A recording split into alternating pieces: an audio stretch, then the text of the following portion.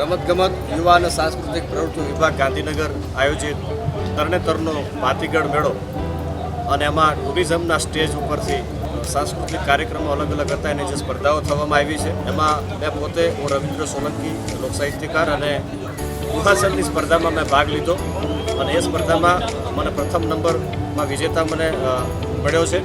પ્રથમ નંબરમાં જે વિજેતા પ્રાપ્ત થયો છે એટલે હું મારી જાતને ખૂબ ધન્યતા અનુભવું છું અને સમગ્ર ઝાલાવાડના નાનકડા ગામડાની અંદર જે કોઈ કલાકારો રહેલા છે, દુહાછંદ હોય, લોકવાર્તા હોય, જેને જે પણ પોતાની અંદર આગવી કલા છે એ કલાને પીરસવા માટેનું એક ઓફિશિયલ પ્લેટફોર્મ જો હોય તો આ વખતે ગુજરાત સરકારે જે આખું જે શરૂ કર્યું છે એટલે હું તમામ નાના અને મોટા સિનિયર જુનિયર બધા જ કલાકારોને વિનંતી કરું છું કે આપ પણ આવી અને પોતાની કલા રજૂ કરી શકો છો. અને આવા સુંદર આયોજન જે કર્યું છે એના માટે થઈ અને રમતગમત યુવા અને સાંસ્કૃતિક પ્રવૃત્તિ વિભાગ તથા માહિતી ખાતું, મુખ્યમંત્રી શ્રી ભૂપેન્દ્રભાઈ પટેલ અને ગુજરાતની સરકારને હું હૃદયના ભાવથી ખૂબ ખૂબ ખૂબ ધન્યવાદ આપું છું.